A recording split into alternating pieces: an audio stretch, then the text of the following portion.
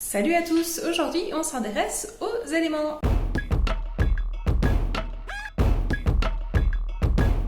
Comme on l'a vu dans la vidéo du zodiaque, il y a 4 éléments dans celui-ci et la Terre c'est le 4e. Elle correspond à ce qui est matériel, physique, tangible et sa représentation physique dans le corps humain, c'est les os et les articulations. C'est donc I feel a joke coming on here. l'élémentaire, et oui, je vais vous faire ce jeu de mots tout au long de la vidéo, il va falloir vous accrocher.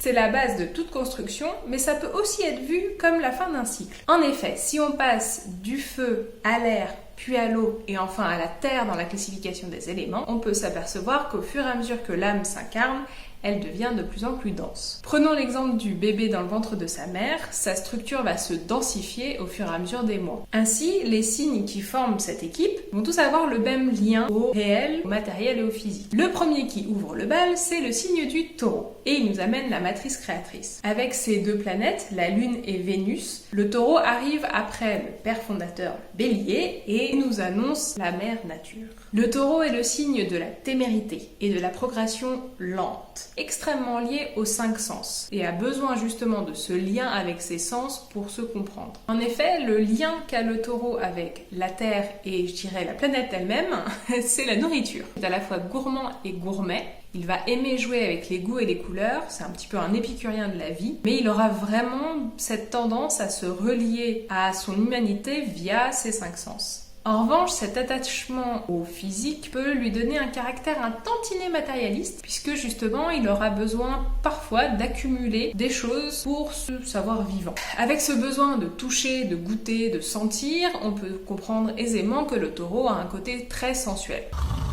Dans tous les sens du terme. C'est le signe idéal dans la fable du lièvre et de la tortue, et il correspond parfaitement à la tortue, car c'est un signe qui, dès qu'il aura une idée en tête, va la suivre jusqu'au bout, peu importe le temps que ça va prendre. Et c'est pour ça qu'on pourra aussi dire que le taureau a un côté têtu. C'est aussi un signe qui va aimer l'histoire. Et ça, c'est vraiment un trait commun entre les 3 signes du signe de terre. Ils ont tous les 3 besoin de savoir d'où ils viennent, quelles sont leurs racines, leurs bases, où ils vont, et surtout qu'est-ce qu'ils vont laisser comme trace. Il a besoin de ce lien avec la fratrie, avec sa famille, mais avec l'histoire avec un grand H aussi, pour connaître sa place dans le monde. Le taureau est donc le premier signe à nous montrer la réalité tangible. Mais n'allez pas penser quand même qu'il manque d'imagination. C'est même tout le contraire. Il a une façon d'aller dans la Lune, sa fameuse planète. En revanche, il va avoir du mal à se projeter dans quelque chose qui sera vraiment en dehors des sentiers battus. Donc si vous voulez lui expliquer que dans 10 ans les hommes voleront, ça va être très compliqué. Il faut pas oublier que les signes de terre ont des opinions très définies, un cadre, et que pour leur faire changer d'avis,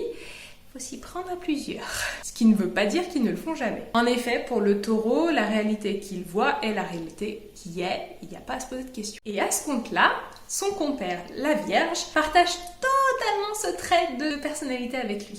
La Vierge va nous amener l'idée du travail, la notion de la société, du cadre et de la loyauté. C'est un signe qui aime énormément se flageller, car c'est un signe qui travaille beaucoup et qui est extrêmement rigoureux et surtout exigeant. Alors, avec lui-même, certes, avec les autres, un petit peu quand même, mais c'est un signe qui a tendance à prendre les fardeaux des autres sur lui-même, donc à porter sa croix. Lui va prendre l'élémentaire comme la terre aride. Lui, il est dans la difficulté, la dureté, la vie, c'est un combat, et ça n'amène que très peu de récompenses par rapport à tout le travail qu'on a fourni. Donc si on était sur un côté épicurien de la vie avec le taureau, pour la Vierge, c'est pas tout à fait ça. Pour la Vierge, il y a besoin d'un statut social, d'une place au sein de la société, mais c'est vécu comme je dois être utile. Je dois servir à quelque chose. Mon grain de sable fait partie d'un plus grand sac de sable, et donc pour cela, il faut que je travaille beaucoup. Mercure est la seule et unique planète de la Vierge.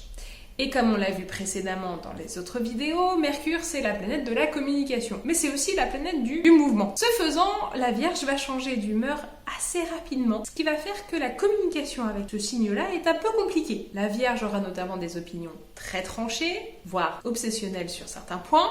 La Vierge garde en soi des valeurs importantes comme le don de soi, l'œuvre et la rigueur. Mais ce sont aussi ces valeurs-là qui pourront rendre malheureuse ce signe, car à force de vouloir trop les nourrir, elle en oublie tout le reste. Ici, la Terre va être vue comme un élément laborieux associé au travail, au sacrifice de la vie, à la création de la société. Mais c'est aussi vu comme un élément qui va nous donner le premier cadre de notre vie. Vous vous souvenez quand on avait vu pour le zodiaque, on avait vu que l'âme donc se fait son petit voyage sur les 12 signes du zodiaque et au fur et à mesure elle apprend des choses. Et ben la Vierge, c'est le moment où on apprend à comprendre notre place, notre statut social et à voir ce qu'on peut faire avec. On a donc les deux pieds sur terre et on commence à avoir la tête dans les nuages. C'est le signe de la productivité et de l'efficacité. Si vous avez besoin de quelqu'un dans votre entreprise qui mène à bien les projets, adoptez une Vierge. Vous êtes sûr que ça fonctionne. Pour le coup, la Vierge va ressentir l'élément dans son corps. En effet, c'est un signe qui va somatiser énormément. Et ce faisant, elle aura pas mal de problèmes physiques par rapport à ça. Ainsi, les pensées dans la Terre vont se cristalliser à l'intérieur de son corps et c'est là où ça va faire très mal. Mais si elle arrive à insuffler un peu d'air et de légèreté, alors tout ira bien et elle retrouvera un corps en pleine santé. Le troisième et dernier signe de cette équipe se trouve être le Capricorne. Celui-ci va prendre tous les aspects dont je vous ai parlé